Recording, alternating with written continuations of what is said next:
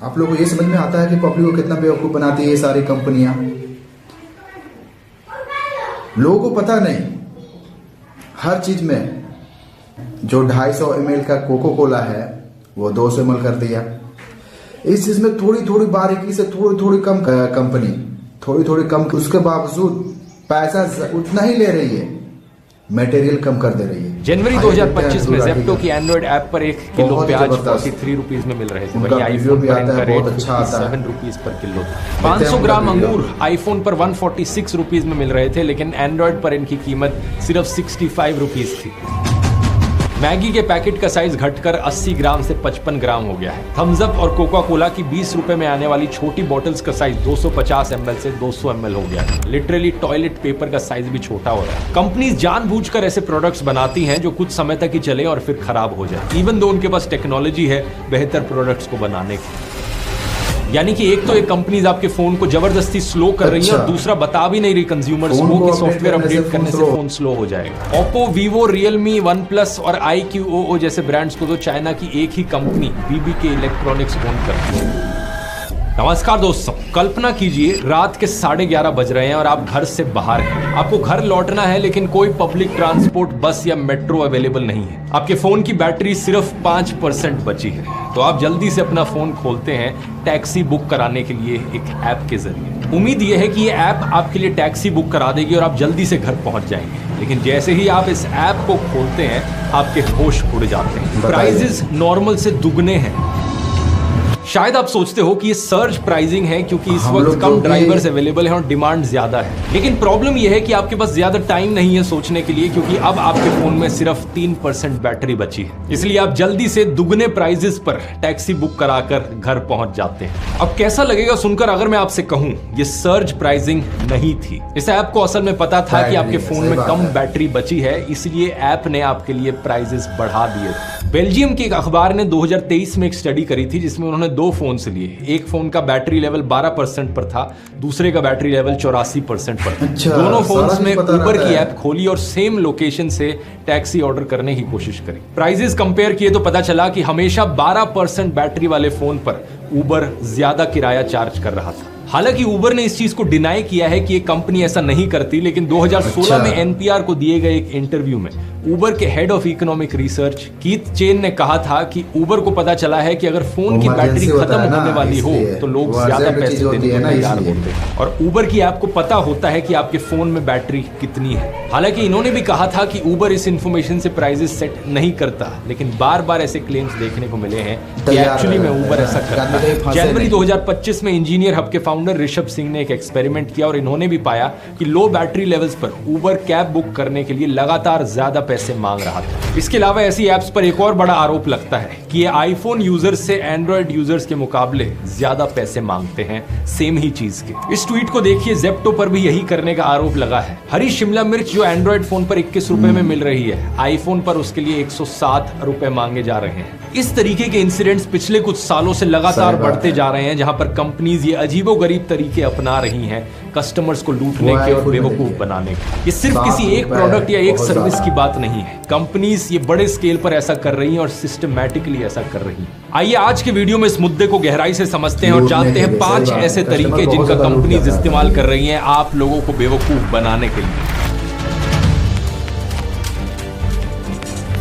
Smartphone के ही उदाहरण से शुरू करते हैं। ये फोन जो आज हम सबके पास है, इस फोन की बैटरी 3 से 4 साल से ज्यादा टिकती है। 3-4 साल बाद बैटरी इतनी बेकार हो जाती है कि आपको मजबूर होना पड़ता है एक नया फोन खरीदने में। लेकिन सोचकर देखो, अगर इन्हीं फोन्स में बैटरीज को इस तरीके से बनाया जाता कि आसानी से खोलकर उन्हें रिप्लेस किया जा सके। एक टेक्नोलॉजिकल पर्सपेक्टिव से देखा जाए तो ये करना कोई मुश्किल चीज नहीं है। बहुत सारे इलेक्ट्रॉनिक अप्लायंसेस में बैटरीज ऐसी होती है कि उन्हें खोलकर निकाला जा सके और रिप्लेस किया जा सके। लेकिन इन स्मार्टफोन्स में जानबूझकर इस तरीके से बैटरी को सील किया जाता है कि वो नॉन रिप्लेसेबल बन जाए। ये कंपनीज हमें मजबूर करती हैं रेगुलरली नए फोन्स खरीदने पर। इस चीज को कहा जाता है प्लान्ड ऑब्सोलेसेंस।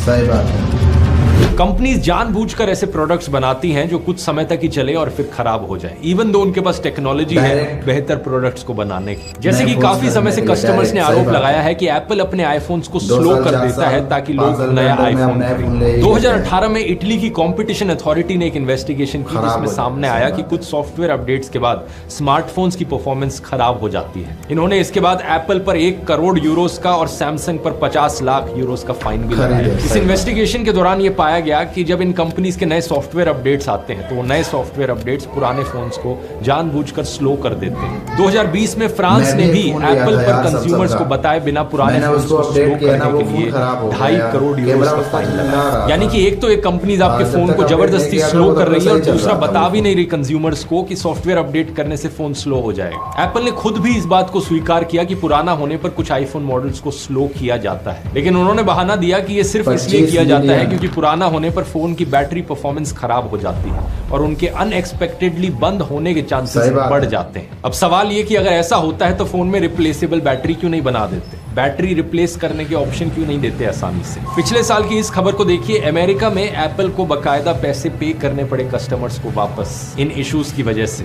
टोटल में $500 मिलियन का अमाउंट कस्टमर्स को वापस देना। लेकिन ये प्लान्ड ऑब्सोलेसेंस कोई नया आइडिया नहीं है। लगभग 100 साल पहले लाइट बल्ब बनाने वाली कंपनियों ने भी अपनी कमाई बढ़ाने के लिए इसका इस्तेमाल किया। पहले वो ऐसे बल्ब्स बनाया करते थे जो बहुत लंबे समय तक चलते थे, लेकिन इससे उनकी कमाई कम हो रही है, इसलिए सभी कंपनियों ने कम चलने वाले बल्ब्स बनाने शुरू कर दिए। आज इसी की वजह से ही हमें देखने को मिलता है कई सारे इलेक्ट्रॉनिक अप्लायंसेस, चाहे फ्रिज हो, वॉशिंग मशीन हो, माइक्रोवेव हो, इनका लाइफ स्पैन सिर्फ 5 से 7 साल का रह गया। कई केसेस में तो आज के दिन ये 3-4 सालों में ही चीजें खराब हो जाती है। लेकिन कभी अपने पेरेंट्स से पूछकर देखो, उनके जमाने में जो फ्रिजेस और वॉशिंग मशीन होती थी वो कितने सालों तक चलती थी। कंपनीज जानबूझकर सस्ते मटेरियल्स और ऐसे डिजाइन का इस्तेमाल कर रही हैं जिससे कि चीजें आसानी से टूटे और आप मजबूर हो जाओ चीजों को दोबारा खरीदने पर। इसका सोल्यूशन सिर्फ एक गवर्नमेंट लेवल पर ही आ सकता है। 2021 में यूरोपियन यूनियन ने राइट टू रिपेयर के रूल्स बनाए इसी चीज को काउंटर करने के लिए। इन रूल्स में कहा गया कि कंपनीज को कम से कम एक प्रोडक्ट बनाने के बाद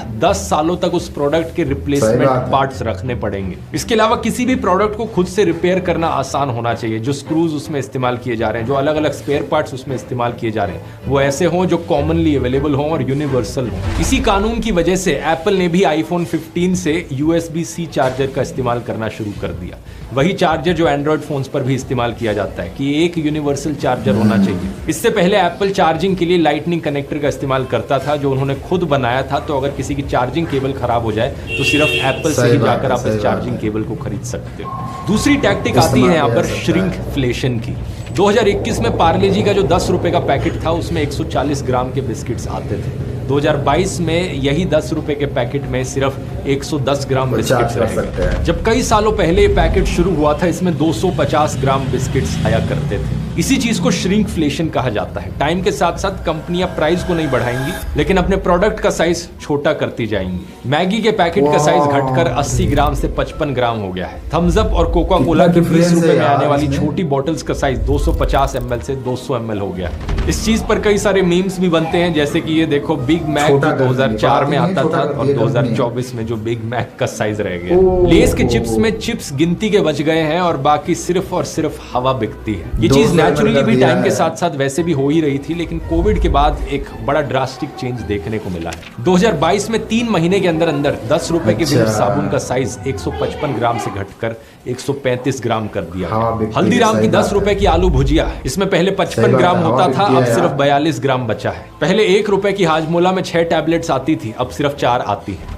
ये चीज इंडिया में ही नहीं बल्कि दुनिया भर में देखने को मिल रही है। 2022 में डोमिनोज ने अपने $7.99 वाले चिकन विंग्स में चिकन विंग्स की संख्या 10 से घटाकर 8 कर दी। 2023 से पहले वॉलमार्ट के टॉयलेट पेपर में 168 शीट्स आती थी, इन्हें 28% घटाकर 120 शीट्स पर कर दिया गया। लिटरली टॉयलेट पेपर का साइज भी छोटा हो रहा है। Is this year's egg? Yes. This is the egg. Oh, wow! Look at that! Judge for yourself, America.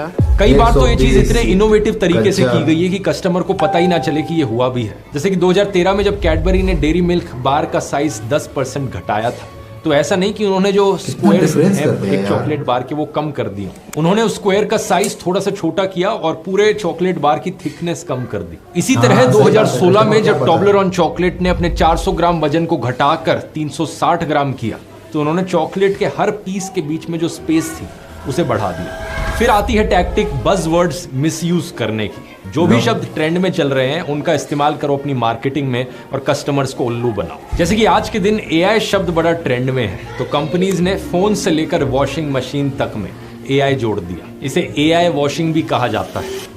ये सब क्या देखना पड़ रहा है? अच्छा है मैं अंधा हूँ। ये कंपनी अपने प्रोडक्ट्स को बेचते हुए कहती हैं कि हमारे प्रोडक्ट में मशीन लर्निंग है, डीप लर्निंग है, या फिर हमारी ये washing machine AI powered machine है। ये बड़े बड़े शब्द इस्तेमाल करने से लगता है कि हाँ, कुछ ना कुछ तो बहुत ही बढ़िया होगा इसमें, इसे तो खरीदना बनता है। लेकिन अक्सर असल में होता ऐसा कुछ है नहीं। रेवोल्यूशनरी एआई पावर्ड रेफ्रिजरेटर जो आज के दिन बेचे जा रहे हैं, उन्हीं का ही उदाहरण लें। ये असल में प्री प्रोग्राम्ड सेटिंग पर चलते हैं, जिसे एआई का नाम दे दिया गया है। एआई वॉशिंग मशीन्स आ रही हैं जो कपड़े के फैब्रिक को पहचान लेती हैं, लेकिन खरीदने के बाद पता चलता है कि ये बेसिक टेम्परेचर सेटिंग। मुझे ये चीज मैंने जब ध्रुव भाई का वीडियो देखा, मैंने मुझे बहुत ही अचंभित हुआ। मतलब मुझे शौक लग गया यार कि क्या हो रहा है यार। मैंने आज ही नोटिस किया यार कि जो 20 रुपया में कोको कोला मिलता था, पेप्सी मिलता था, वो 250 ml का मिलता था, अभी 200 ml कर दिया यार। किसी को पता नहीं यार, ये चीज किसी को समझ में आता नहीं है भाई। 200 ml से अगर 150 भी ml कर दे और 20 रुपया ही रखे तो पब्लिक को कोई दिक्कत नहीं है। ये चीज सोचने वाली बात है भाई साहब। चलिए देखते हैं फिर। ऑर्गेनाइजेशन था जो कोई क्रेडिबल ऑर्गेनाइजेशन नहीं है। जनता को लूटने की अगली टैक्टिक आती है रेजर ब्लेड मॉडल। कंपनी अपने एक मेन सस्ते प्रोडक्ट को बेचकर लोगों को डिपेंडेंट बना देती है कि असली में कंपनी अपना प्रॉफिट किसी साइड प्रोडक्ट से कमाती है जो ज्यादा महंगा हो, जिसे आपको बार बार खरीदना पड़े। जैसे कि रेजर और ब्लेड के मामले में क्या होता है, रेजर एक बार खरीदा जाता है और ब्लेड आपको बार बार खरीदना पड़ता है। यहीं से ही इसका नाम आया है रेजर ब्लेड मॉडल। कंपनियां ज्यादातर प्रॉफिट अपना ब्लेड बेचकर कमाती है। प्रिंटर्स का बिजनेस इसका परफेक्ट एग्जाम्पल है। कंपनियां प्रिंटर्स को घाटे में बेचती हैं ताकि बाद में महंगी इंक बेची जा सके। और यहाँ पर आप सोचोगे कि लेकिन कोई भी कंपनी की इंक खरीदी जा सकती है प्रिंटर में लगाने के लिए, लेकिन इन कंपनियों ने जानबूझकर डिजाइन ऐसा बना रखा है अपने प्रिंटर का कि सिर्फ इन्हीं की कंपनी की इंक कार्ट्रिज उस प्रिंटर में डली हुई। प्रिंटर्स में अक्सर ये कंपनियां माइक्रोचिप्स भी लगाने लग गई हैं, जिनमें बीच बीच में फर्मवेयर अपडेट्स इशू की जाती हैं ताकि कोई भी थर्ड पार्टी इंक ना इस्तेमाल कर पाए। इस आर्टिकल को देखिए, 2018 में 9 प्रिंटर कंपनियों ने ऐसे लगभग 900 अपडेट्स भेजे, यानी कि हर दिन के 3 अपडेट्स भेजे, बस ये चेक करने के लिए कि आपके प्रिंटर में कोई दूसरी कंपनी की इंक तो नहीं डली है। अगर डली है तो आपका प्रिंटर काम करना बंद कर जाएगा। अगर खराब नहीं हुआ तो कम से कम प्रिंटर की वारंटी खत्म हो जाती है। और ये चीज कस्टमर्स को प्रिंटर बेचते वक्त नहीं बताई जाती। 1 लीटर इंक बनाने में किसी प्रिंटर वाली कंपनी को करीब 20 से $40 की कॉस्ट आती है, लेकिन ये बेचते कितने में है इस इंक को? इस वेबसाइट के एस्टिमेट के अनुसार 1 गैलन इंक यानी 3.7 लीटर्स इंक बेची जाती है लगभग $12,000 में। ये रकम इतनी महंगी है कि इंसान के खून की कीमत भी इससे सस्ती होती है। कभी किसी प्रिंटर वाली कंपनी से पूछोगे कि वो ऐसा क्यों करते हैं तो वो बहाना मारेंगे कि हमें रिसर्च और डेवलपमेंट पर बहुत पैसा खर्च करना होता है, इसलिए यहाँ से हम ज्यादा पैसे कमाते हैं। लेकिन सच बात यह है कि ये सिर्फ ज्यादा पैसे कमाने की एक टैक्टिक है, कस्टमर्स को लूटने की टैक्टिक है। ऊपर से यहाँ पर इंक कार्ट्रिज में भी श्रिंकफ्लेशन देखने को मिलता है। इंक कार्ट्रिज की क्वांटिटी भी लगातार कम होती जा रही है। कुछ साल पहले तक जिन इंक कार्ट्रिज को स्टैंडर्ड कार्ट्रिज करके बेचा जाता था, अब उन्हीं को ही एक्स्ट्रा लार्ज कार्ट्रिज करके बेचा जाता है। HP जो कंपनी है, इसी मुद्दे को लेकर बड़ी प्रॉब्लम में भी फंस गई थी ऑस्ट्रेलिया में। उन्हें अपने कस्टमर से माफी मांगनी पड़ी थी और लगभग 2000 कस्टमर्स को $50 के हिसाब से $1 लाख तक कॉम्पनसेशन देनी पड़ी थी। 2022